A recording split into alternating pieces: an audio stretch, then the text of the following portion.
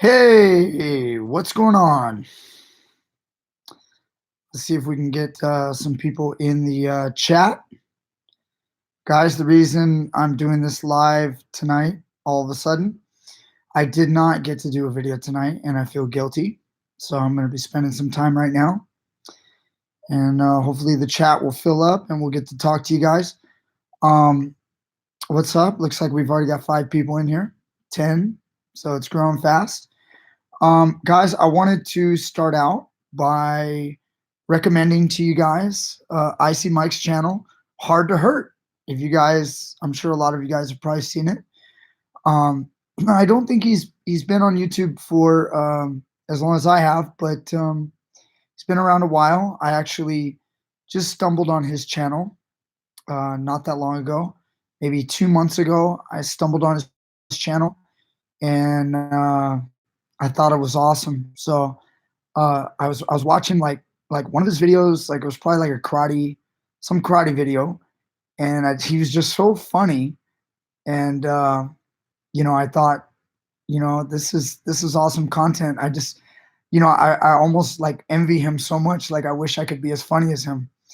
He's awesome. So that's just not my personality, but I appreciate the way he is.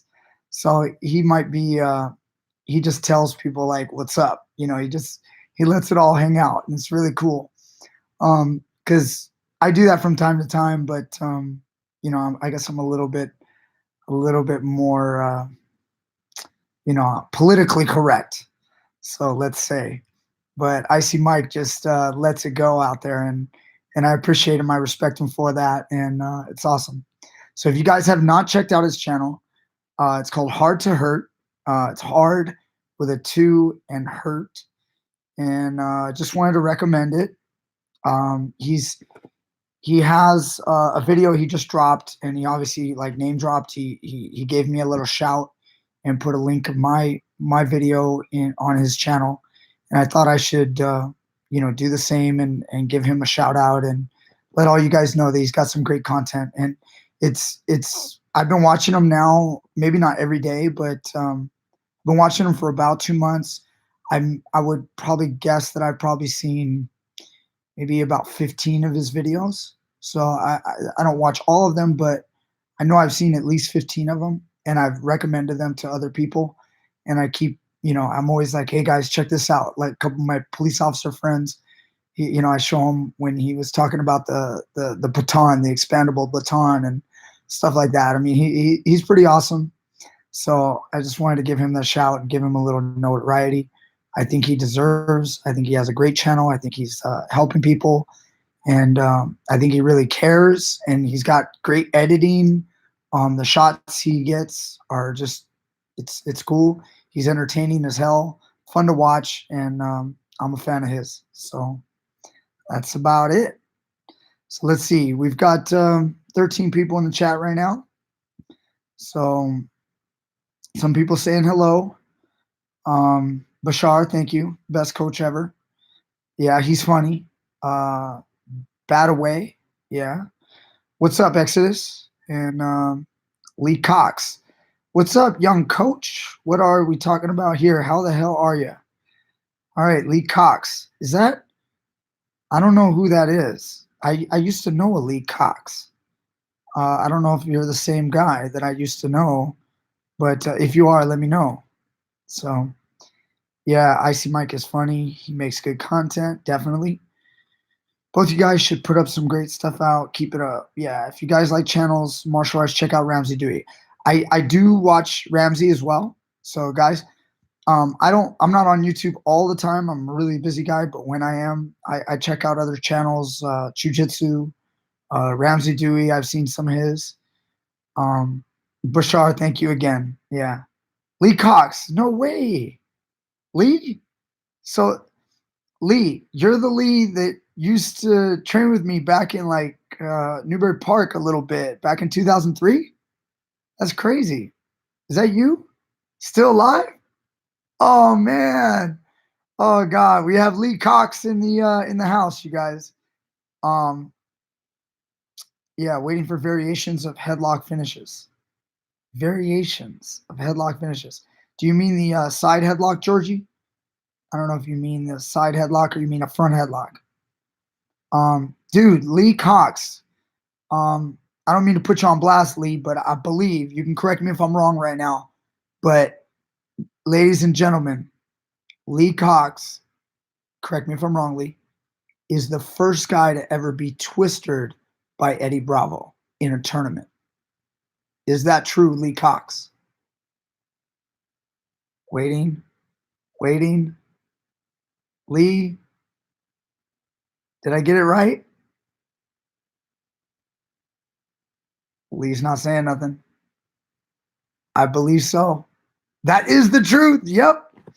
All right, I got the right Lee Cox. So that's crazy. So guys, no more dreadlocks. That's cool.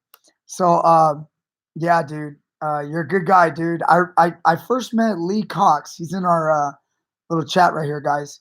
So you know, no shame in it. You know, Eddie Bravo's a legend now, but before Eddie was the legend that he is, Eddie Bravo, guys, from 10th Planet, Eddie was going out on the tournament scene as a purple belt. He might have been a blue belt. Lee, I don't know if you can confirm that. It might have been a blue belt match. Yeah, I think it was. I think it was a blue belt match. And yes, so Lee says it was his first blue belt match. And how lucky was that? So in his first ever blue belt tournament match, Lee Cox has to go against none other than Eddie Twister Bravo, and Eddie catches him in the first twister ever for Eddie. And Lee got caught, but whatever, no shame in that. He fought hard. He's a good guy. I met Lee for the first time. I still remember Lee. I was at a neutral grounds fight somewhere in LA. It was like, it looked like one of those rap battles on 8 Mile. And neutral grounds, could have been cage combat. I think it was neutral grounds. Lee Cox used to fight, I believe, cage combat or neutral grounds as well. I think he did it before. And I met you there. I was with my coach, Robert Ferguson, Ahmad Reese. And I don't remember if that was the first one when our old friend Jeremiah Miller fought in the tournament, beat Travis Fulton. And dude, that was crazy.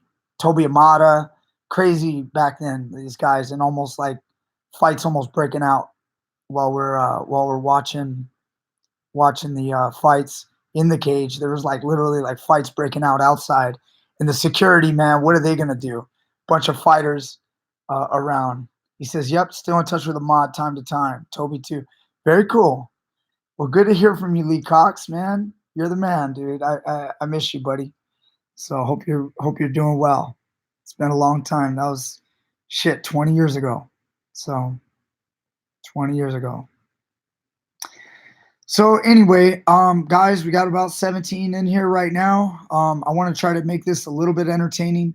Again, this video, I'm sorry I didn't get to do a video tonight. We had MMA class. I didn't get any shots. Didn't have anybody filming anything. 357 Kill Bill says, "You have the best content on YouTube, brother. Trust me, I watched them all. Love the Great Popper series. I used all those setups and finishes." Very cool. Thank you so much. So, yeah, definitely. Somebody said tough draw.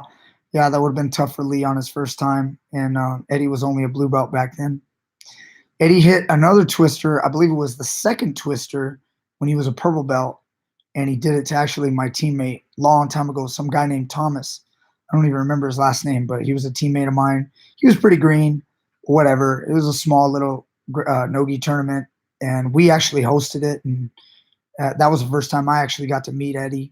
He was in the weight class above me. He won that weight class. I won the weight class below. But are we going to get a full series on the Darce? Exodus asks. Yes, I want to do more. That's why I hinted with part 1. So I do want to show some more stuff off the Darce. The Darce has a lot of different finishes. Like some people like to hit the Darce, and a lot of people drop if they shove their right arm in for the Darce and they lock. they like to drop on their right side, and some people like to drop on their left side. So I want to just show the two different most common finishes. Some people just sprawl and squeeze. I mentioned that on the first video. Sprawl and squeeze is fine. I did show a little bit of stepping over the mount, which is kind of what I've been the flavor I've been working with for, I don't know, that I've been like making my guys do for about the past year. But I still do the Mars variation, which is real popular, and then also the original Dars finish, which is usually right arm Dars, shoves through, drop on your left side, maybe step over and hook a leg. So that's usually the most popular, I would say, that is taught. The Mars variation was my favorite for a very long time, but I have an opinion on the Dars. I usually express this opinion with my words a little bit. I kind of hint that I'm not real hot on the Dars because it used to be a really good move for me. And okay, but I stopped doing that. I still do it, but I just have a belief that the Dars can be countered, and I think the Dars is a great move. But I think if you go good guy versus good guy, I think the Dars is a lot easier to counter than the Anaconda, and I'll probably do a video on that, Anaconda versus Dars at some point. But the Dars is definitely the more popular technique. I think the Anaconda is popular, but I would say the Dars is probably the move of choice for most people. And it's cool. It's nothing wrong. I mean, everybody's gonna like what they like, but I've got some opinions. Just I feel that the Dars is a little bit easier to counter. So, Lee Cox, your channel's great, man.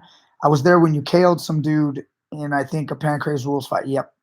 So I actually shared that on my channel. So for you guys, I'm sure a lot of you guys saw it. It was like 7-second fight. I guess I got beat out by Masvidal's really quick KO. It was pretty quick fight. 7 seconds, hit a guy once with a palm, and he ran right into it. He made a mistake. It happens. Are wrestlers more likely to strike from southpaw? No, super off topic by Devin. Yeah, in some sense, because wrestlers they like to strike from southpaw because southpaw in striking is actually orthodox for wrestling. So wrestlers like to have their right leg in the front, right arm in the front. That's their lead. We put the strong side in the front for wrestling. Also, judo does the same. It is the way we generate more force. We want our dominant hand to be our attack hand, and that's just the way it is. So when wrestlers transfer over to mixed martial arts and they start learning how to do striking, at first they feel more comfortable in their right leg lead, and they want to stand southpaw. Usually, once they throw some left hand straight punches or overhand lefts, they automatically feel awkward, and then they'll switch back. Personally, I just think you should go with how you feel. I think everybody should eventually learn both sides. I'm a proponent of learning both sides, but obviously start with one and try to develop it. Usually a right-hander does not like to be southpaw when it comes to throwing his left hand. It's great for right-hand jabs, but usually you throw that left hand, and if it feels like you're throwing a ball and you can't throw a ball with your left hand, you're going to want to switch, because a jab is much easier, in my opinion, and a left hook is easier to throw when you're in the orthodox position if you're right-handed. I think that most right-handers, which most everybody is, would totally agree with me. It just feels much more natural. But what it also means is that you're gonna feel like you want to change your stance when you shoot in for takedowns. So, or learn how to wrestle left-handed and have both sides, which is what I kind of do now. But having said that, back in the day, I stood southpaw, so I was one of the ones that did that. But I did it primarily because I knew I had a powerful takedown with my right leg lead. So, Exodus, cool, looking forward to it. I used to like to fall on my side, but I'm finding that the mount seems more efficient and it's a cleaner choke, less of a neck crank. Yeah. Dars versus Anaconda and Kimura versus Anaconda. That's a great idea. So that's a great idea to talk about the differences. They're very, very similar. Um, you know, they're basically brothers or cousins, however you want to look at it, and they're related. So I'd love to do videos on those. The DARS and the neck crank. So I'm just going to kind of go off topic again. Originally, I put the title on this video, I believe, hopefully it shows, is the HARD2HURT channel. I was kind of recommending it. So I'll definitely put that link in the description for this video. Again, I'm still new at doing this live, so I know it's probably blank right now, but I'll work on doing that stuff later. Going back to the topic, I kind of like jump around, but neck cranks on DARSes. Somebody was mentioning that after my first DARS video. What about when they do a DARS, it's more of a crank? Or there was details that they mentioned, and I'm sorry I can't remember. I don't have the comment in front of me, but the DARS a lot of times feels like a neck crank. And my opinion is, of course, you want it to be a choke. The deeper you put your shoulder, if you dip your shoulder and you sink your arm in deep, and you get your grip the way I was talking about, where you get it nice and wrist deep. If you do that, the odds are it'll be a choke. The odds are. But everybody's built differently. Some people with really long arms can be like deep with a deep wrist, and they still have this bone right here, the radius, going into the neck, and that's the problem with the DARS. What you're not liking is the side of your neck has a lot of sensitive nerves.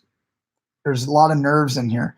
So it may not be perfectly on the carotid, which is here, and it could be a little bit more on the side. So if you even just poke your neck right here, you'll notice carotid, and you start moving your finger down and you get to this soft spot right here.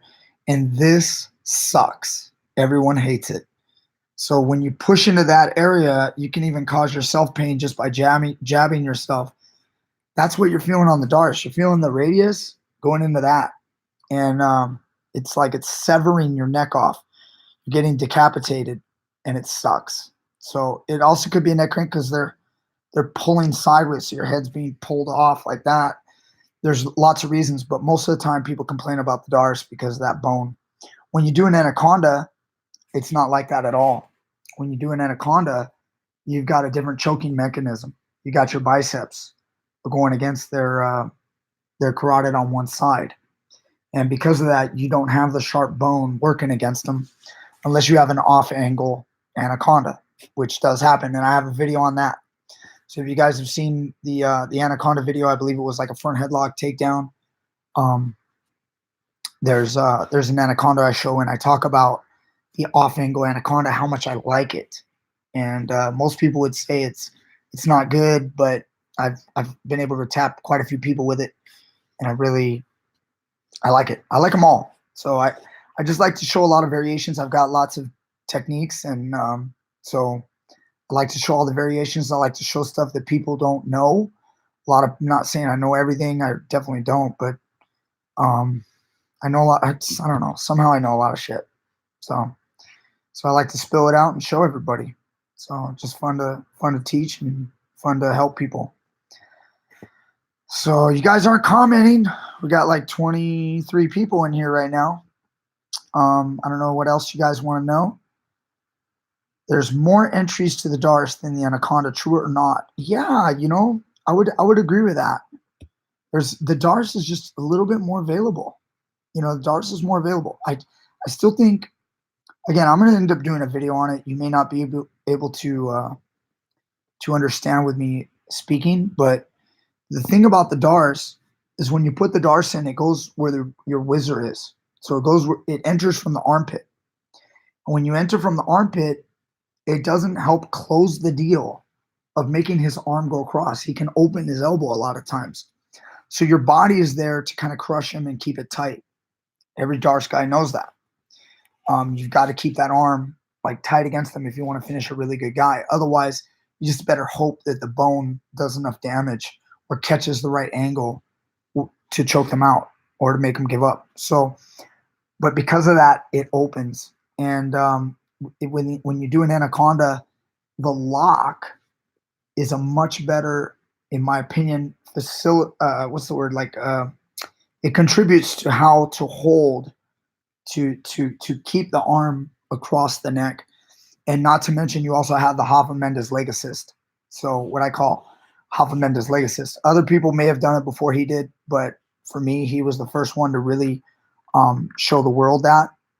Back in the late 90s, I was actually doing anacondas with my leg, doing a leg assist, but I didn't do it the way he did it. I didn't do it with the details of the way Hoffa Mendes does it. So I'll admit that. So I learned by watching him. But I was using the leg assist with my legs, and I was doing this way back then. But either way, Hoffa showed the world. So in my opinion, he made it better. So I don't care what I was doing. He did it. He does it better. He showed the world how to do it, and that's what, in my opinion, makes the Anaconda dangerous. So let me see. Bourbon Bill says, Brian, is it true? Do you treat your old lady like a punching bag? Well, guys, this is funny. I don't know. I hope maybe it was. I don't remember. Somebody commented and said that, or said something similar to that. Old lady. I was like, what are they talking about? They must be talking about Megan. First of all, I don't have an old lady. I'm single. But I think they were mad, like the way I treat people. I've had people get upset with me how I treat the cameraman, how I treat John, how I treat Megan. Maybe they don't understand my personality. So I'm not at all like trying to, I'm not really being mean. I know it is. If you guys don't know me, you don't know my personality, you don't understand that it's kind of an act, and it's just a playful, it's how I'm playful.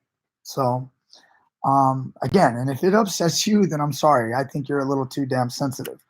But you know, it is what it is. I do get a little abrasive at times, but I'm not a mean guy. Really, I'm not. So no, I don't treat my old lady like a punching bag. I don't have one. I don't have an old lady, and no. And if I did, I would treat her like a queen. So anyway, a lot of times it seems the anaconda is there when the guy doesn't let you get your arm all the way through for the DARS. Yeah, I mean, sometimes I would agree with that, Lee. So Rhett Carr says, what makes a double leg as effective as possible? High school wrestling, I'm a senior who started his freshman year. The double is my go-to, but I want to make it better. What makes the double as effective as possible? Your double leg is all about making an angle. So Rhett, what you need to do on your doubles is when you penetrate, well, obviously you got to have a good setup. So if you can get in, there's also some guys, they have different problems. Some guys have problems finishing. Some guys have problems getting in. So I separate that into two categories. So again, like, this is great information. Like, I've never done a video on this. When you do a double leg, separate it into two categories. You have setups, and then you have finishing. So you could even set it up into three categories, but I'm going to set it up into two, or bring it into two. So if your problem is your setup, then work on your setups. You got to get to the legs first. Once you get to the legs, some guys have problems finishing. And so what I was about to say was, the most important thing is to make angles. If you can make an angle on your double, sprawl is not going to beat you. If you have enough force right off the bat, like if you're doing a blast double where you go ahead in the middle, that's a different double. But I'm talking about traditional double leg headers on the side. You need to have an angle. If you have an angle on your doubles, guys, sprawl isn't going to beat you. The guy's he's got to defend double leg properly by not letting you in. Now, if your problem is you can't get to the legs, then it comes down to setups. So there's tons of setups, pushing and snapping, feinting, reshots off your opponent's shot. So hopefully that helps. Pizzulo, I remember your name. I just got here, but I will say that I came from a boxing background before BJJ, learned wrestling, grappling from the feet first, and I went from favoring orthodox stance with my head left to now. Okay, cool.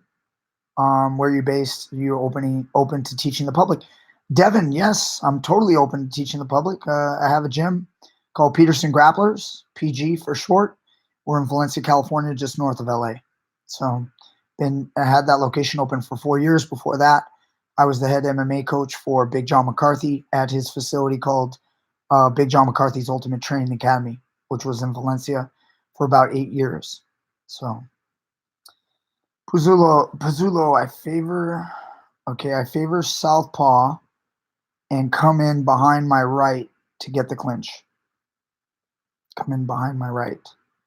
I don't use it to keep distance. I use it to close the distance. Okay, I get it. Yeah, I assume behind your right you use the jab. That's good. That's good. Very nice. John Koo, my 7-year-old, and I love watching your videos. Keep up the awesome work. Thank you for the generous knowledge. You're welcome, John. Thank you so much. How ready should you be for the IBJJF? What do you mean? I don't know what you mean, Julian. How ready should you be for the IBJJF? Not sure what that means. Devin, thanks. Interesting. Yeah, okay. Is it ever correct to bait your opponent by giving them something that you can counter? Or is that too dangerous? If so, what bait do you like to set? No. Baiting's huge. Yeah, you got to do that. There's nothing wrong with that. The beautiful thing about combat martial arts, what we're doing, in this case, grappling or jiu-jitsu, you can play any style you want, and it's wrong to say that there's a better style, because it's all bullshit when people say that. It's what's better for you. Not everyone is going to be the same, and it's a beautiful thing.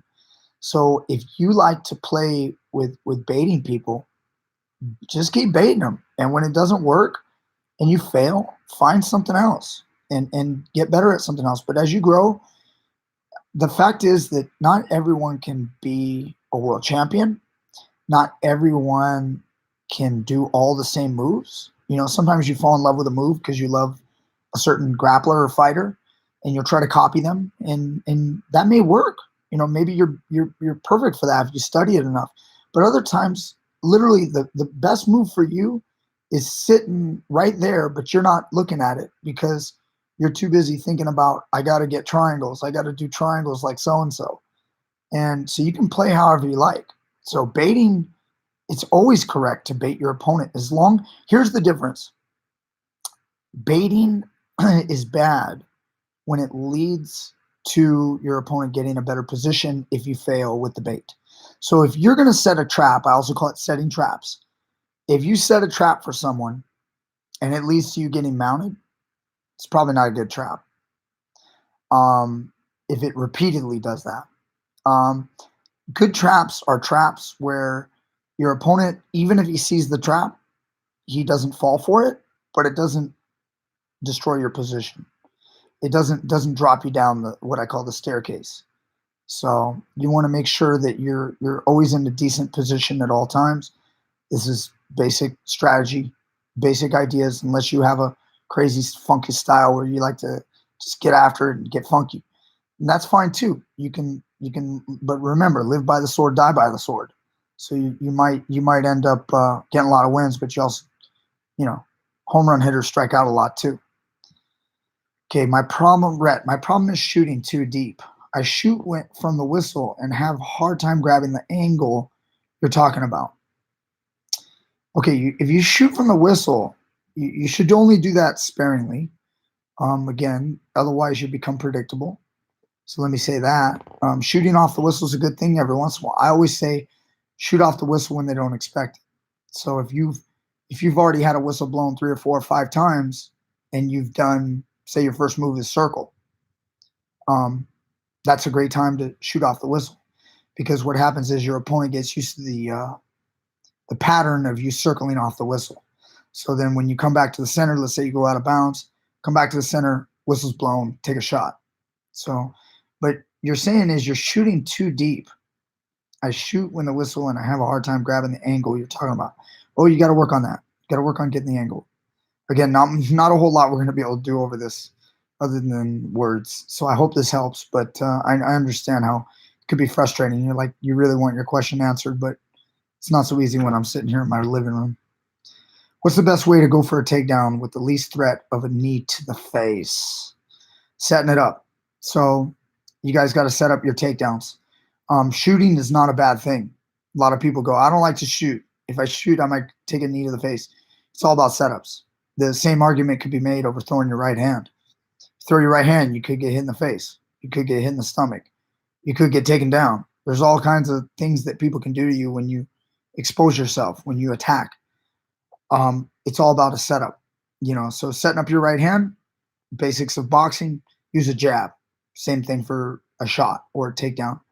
But you're asking, what's the best way to go for a takedown? So use your striking. It's always better, I think, than instead of you can take two basic approaches. Let your opponent attack you. When they attack you, let's say they're headhunting. Street fight, most guys headhunt. So they attack for the punches to the face. And on the street, people use punches. Very few guys are going to use knees. The Masvidal knockout of Askren, that doesn't happen in street fights very often, unless the guy's really trained. What are the odds of a guy being trained? Not very high. Majority of people are just going to throw punches. When they throw punches, you duck underneath, you can get in on clinches. So that's one way. Let them strike. I don't prefer that method. I prefer jabbing them. I prefer attacking them. I think when you attack someone first, cover, and I think that's a better setup. I think also when you attack, sometimes they counterattack, and that also makes it a good setup as long as you're changing levels. So generally speaking, changing levels, getting underneath their arms, basic strategy of wrestling is a good idea. Obviously, sport fighting is totally different. When you're a predictable guy like Askren, you can get set up, just as I said. And guys, right after that fight, I talked about it. I mentioned, if you guys watch that I'm sure he practiced that at ATT. And sure enough, the video came out like the next day. Showed Masvidal doing it over and over. I heard the interview with Mike Brown. He said that he probably did it at least 100 times. So, all right. Would you say training the double a lot is worthwhile for taller wrestlers? Again, that's we can generalize. Godzilla's asking this question. We can generalize and talk about it. Double legs, I think, are a staple. Like, you have to know a double leg. In my opinion, a double leg is something that you start with. I mean, we teach pee-wee wrestlers how to do double legs. It doesn't mean it's going to be your best move, but you have to be familiar with it. So I think a double leg is a great move. Let me get back to what you said. Training the double leg a lot is worthwhile. Yeah, I mean, it's definitely it's worthwhile because you're going to end up in a double leg at some point. I mean, that's definitely worthwhile. That's like saying, is it worthwhile for a tall fighter to use a left uppercut? Yes, you need a left uppercut. You need a left hook. You need, these are basics. You have to have them. Now, if you were to ask like maybe a more obscure wrestling technique, then maybe I could like comment more. But in my opinion, a double leg is really, really important. You're going to get there one way or another. Whether you want to be there or not, you will end up on a double leg at some point. So you got to know how to finish, and it is absolutely worthwhile. All right. I just keep losing my spot. Yes, a right as the lead jab hand. My two comments were one continuous one, but I got cut off because it was too long. Okay, haha. If you read my two comments continuously, it makes sense. Okay. Random question. I know you have met Josh Barnett. Have you ever met Dean Lister? If so, please tell me he was as cool as they think he is. Honestly, I don't think I've met Dean Lister officially. I may have like shaken his hand once. I have a foggy memory on that, so it probably didn't happen. I can tell you a story about the first time I met him or saw him. I have a really good memory. So if I don't remember shaking his hand, maybe it didn't happen. Dean Lister, the first time I ever saw him, I did a tournament in 2001. It was called Jean-Jacques Nationals. It was ran by World Grappling Games. Back then it was called Jean-Jacques Nationals. I think World Grappling Games then split off and quit using the name. But it was ran by Ryan Gregg, and he was under Higa Machado. He's a black belt. Long time. Anyway, that was back in 2001. I can't remember where the tournament was, but I saw Dean Lister for the first time 2001. He was leg locking some people. So He was in the advanced division. I heard about him. People were talking about, like, back then, if you did a leg lock, everybody was like, oh, he does that sambo shit. That's what everybody said. So I was like, oh, he knows this sambo stuff. And I was pretty good with leg locks myself back then at that tournament. I won my division. I think I caught someone. I think I caught Charlie Valencia in a heel hook or something. I think he got him in a heel hook and he turned the wrong way and he snapped his own leg. So I was actually doing leg locks quite a bit, but I was impressed by watching Dean leg lock people. So it was really cool. Are standing clinch takedowns and throws more safe for street fights or shooting on the legs? This is a good question. And then Bourbon asks, Brian, are you a Jew? No, not a Jew. So people sometimes look at my nose or something. Something makes them think I'm Jewish. No, I'm not. So going back to Exodus's question, are standing clinch takedowns and throws more safe for street fights or shooting on the legs? Guys, it's what you're good at. There's not a good answer to that question. If you guys go on and watch those YouTube videos of street fights, World Star Hip Hop stuff, and you watch the ones with takedowns, you're going to see a plethora of takedowns. You're going to see guys get double-legged and picked up. You're going to see guys grab body locks from behind and pick up and just slam a guy right on his head. You're going to see judo style, like kind of like trips every once in a while. Honestly, it's what you train and what you're good at. But I guess you're asking my opinion on what is more safe. Damn. Well, what I don't think is safe is to get dirty. Is to do your moves and get all like, roll around on the ground. I don't think. So I think that you should do your takedown. See, even if you're going to clinch and double leg, when I showed just the other day with shooting for like MMA, where you don't go to a knee, if you penetrate like that and you pick a guy's legs up, you can just pop your hips and swing his legs out and let him go. Unless he latches onto a guillotine where you have to go down with him, you don't have to go down with him most of the time. And again, even if a guy has a guillotine, if you know how to pop your hips, you can send a guy flying so much, he's not going to want to hang on, because if you go down with him, that shoulder is going to it's going to break his ribs. Again, you got to be smart. You do have to have experience. You got to know so you don't get out of control and get flipped off the takedown or even get guillotined. That's a big question. I should probably talk about that. Everybody's always asking me about the guillotine. I still get the comments. I do have a video somewhere on dealing with the guillotine.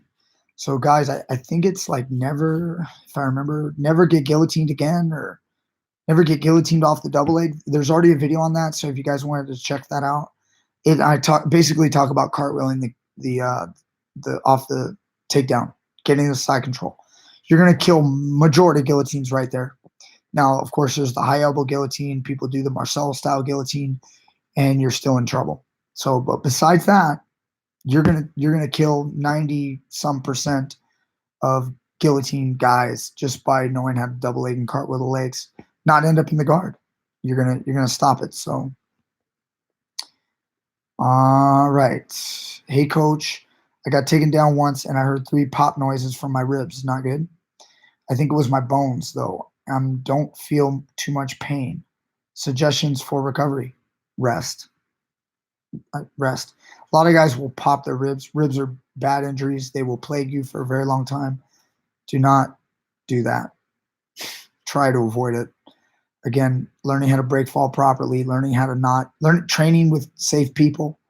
If a guy's a dick, it doesn't matter how well you break fall. He could just slam you and drive his shoulder right in your ribs. So sorry, dude. Recovery, you need to rest, not move that area, and let it heal. Hopefully you didn't break anything. Sometimes people break their ribs, they don't even know.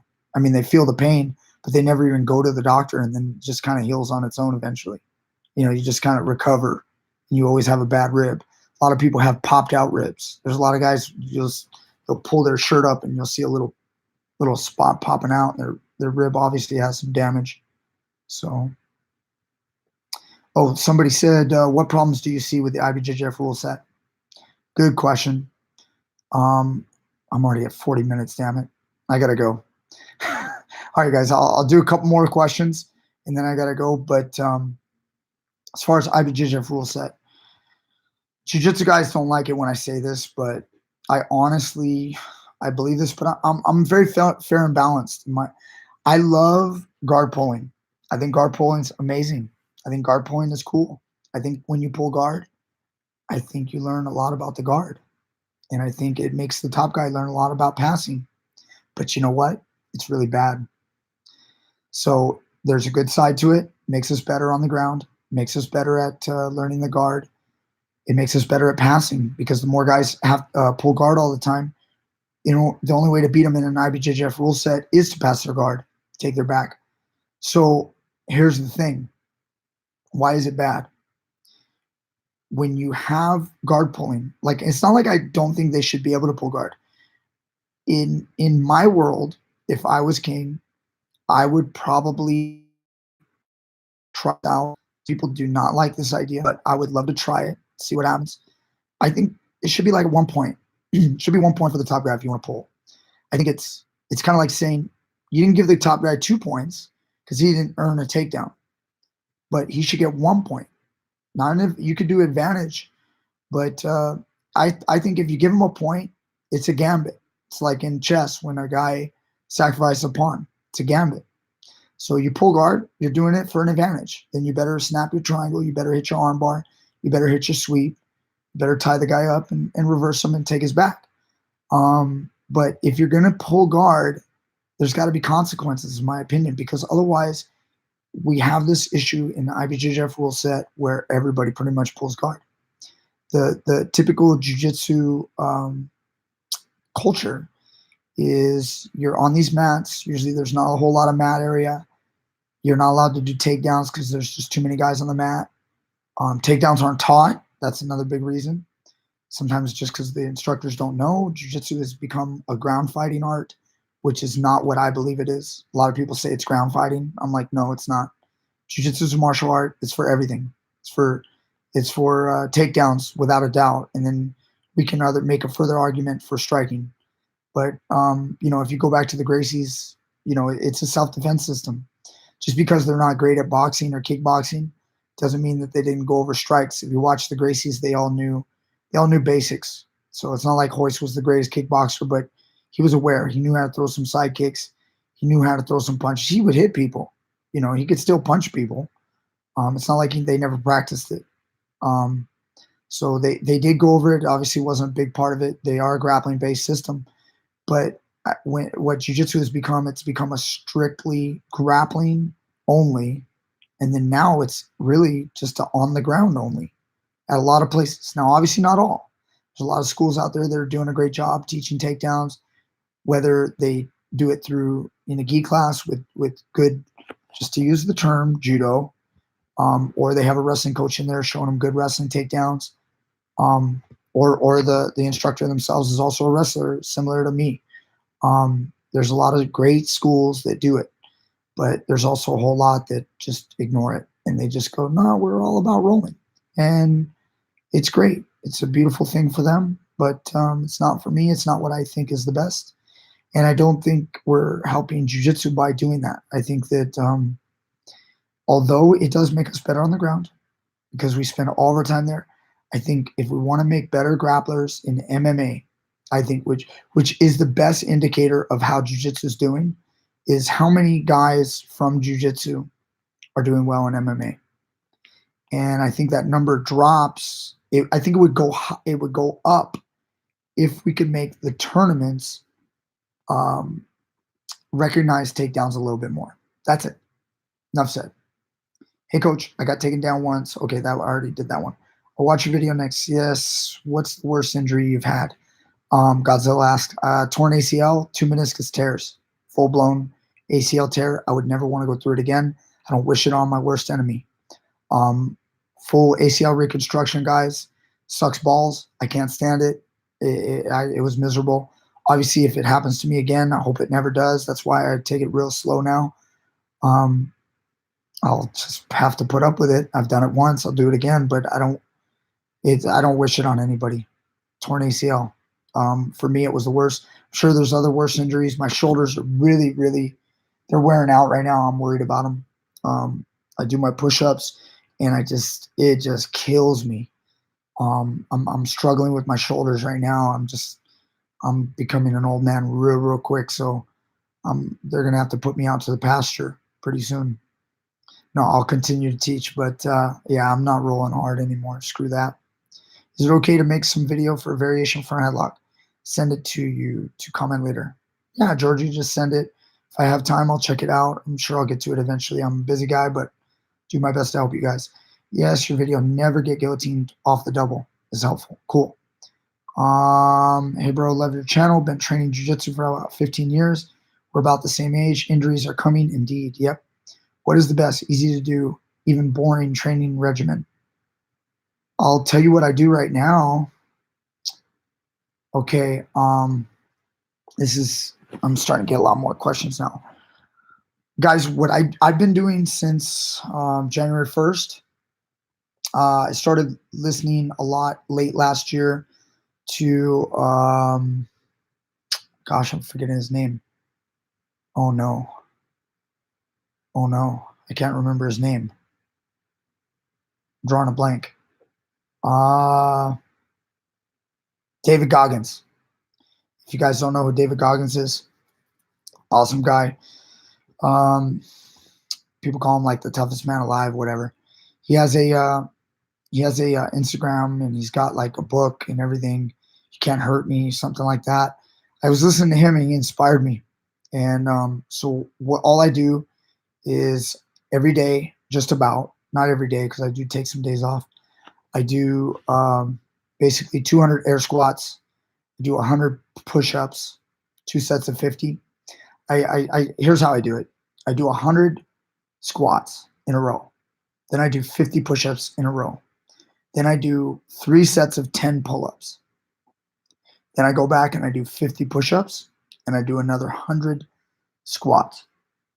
So the total work is 200 squats, 100 push-ups, and 30 pull-ups. It's not that much. Takes about 10 minutes, if that. So do it in just under 10 minutes. I do that as like a religious workout. I do it every day, or just about, and that's what I do to just keep my body in shape.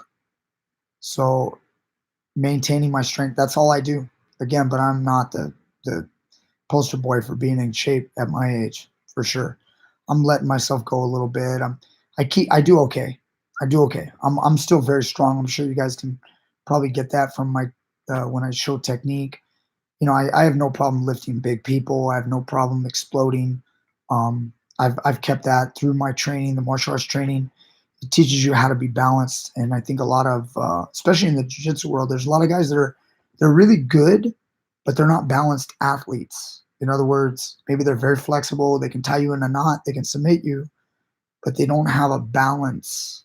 In other words, if you throw a big guy on them, they can't take a big guy down. You know, I can still take big guys down. I definitely don't want to do it and hurt myself, but I have the ability to do that. I could fight guys that are bigger. I could fight guys that are my size. You know, obviously I can fight guys that are smaller. So anyway, we start from our feet. Love it. Thank you so much. Appreciate your channel. Cool. I'm going to have to wrap this up. I completely agree with you there. Traveling a lot. Nobody really has any wrestling background. I think the IBJJF rules have done that. Yes. But it's still great too. It's done a lot of good. So it's not like I'm against the IBJJF. I think it's amazing. It's a beautiful sport for what it is. So it's not about me like I hate this or hate that either. I want to make sure that I'm clear on that. It's a really good thing. The IBJJF and the rule set is amazing. It makes amazing jiu-jitsu. It's just that, remember, every rule that we put in, or the way the sport is, there's going to be drawbacks to certain things. So just like in wrestling, creates monster takedown guys for Nogi, but what does it do? doesn't help you when it comes to protecting your neck from being choked. Like wrestling is a sport that literally puts you in the worst positions sometimes to be choked, which is on your belly. And but besides that, it's great for creating monsters on your feet for takedowns and balance. So IBJJF is incredible for creating positional domination, passing of guard, taking the back. I mean, those skills are developed in the sport of jiu-jitsu. In the IBJJF jiu-jitsu rule set is what has created the highest level of skill in that department. So better than sub-only. So anyway, all right, guys. Again, I'm gonna try to like get through this. Thank you guys so much. Callie Carter, Callie Carter, man, what's up, dude? I've got to get you your crackdown video, your high crotch videos, because my kid is a boxer. He wrestles left leg lead. He's right-handed. Is this making his wrestling weaker? No, no, no. Being a lefty in wrestling, being a left leg lead, killer. You're automatically going to have an advantage on almost everybody. Remember, guys, last, and I'm going to stop with this because it's just going to keep going, and I still got other work to do tonight before I go to bed. Guys, listen to this. This is important. Just dishing out the knowledge. If you guys didn't realize this, most people are right-handed. Let's say it's 90%. I don't know if that's true, but it's definitely high. So if it's 90% right-handed and 10% left-handed, what happens when a right-hander faces a right-hander? They're both used to it. They're both equal. 90% of the time, that's what you're going to be up against. But let's say you're a right-hander and you go against a lefty. You automatically are wrestling somebody that's foreign to you. You're not used to seeing this. 9 out of 10 times, you don't see this guy. So you see right-handers. Only 1 out of 10 do you see this lefty. So it's already awkward. But now let's switch over. Now you're the lefty. 9 out of 10 times, you're facing a righty. So you learn how to fight the righty, while the righty doesn't learn how to fight you. So it's always better to be the lefty. So that also means if you want to bring your kid up, teach them lefty. It might be difficult in the beginning because they don't want to do it. They want to be righty. But again, if you start them out, they don't know any better. So one trick is train somebody to be a lefty, whether it be boxing or wrestling or judo or anything. Learn lefty. If you start them out with lefty and they really develop it, they're going to throw off all the righties. Obviously, once you reach a certain level, it's not that difficult. High level guys are used to that stuff, and they develop strategies to deal with lefties. But for the most part, it's an advantage. So it's a clear advantage because most guys do not see it. I see it all the time with my right-handers. I'm like, damn, you guys got caught by a guy who just shot lefty. I'm like, how do you not see it? But they are not used to the feel of a lefty single or a lefty high crotch. It throws them off. So, okay, guys. Again, I'm sorry. I'm going to have to go. But thank you guys so much. Again, this video, I just, rambled, talked to you guys about a whole bunch of different random subjects, try to answer your questions. But I started this out by saying HARD2HURT, Icy Mike. He's got a cool channel. When I get done with this, I'm going to try to place his link in the description. Please go check him out. And he's got a really cool channel. So he's entertaining. He's a cool guy. I respect him. All right. Thank you, guys. Take it easy. Have a good night.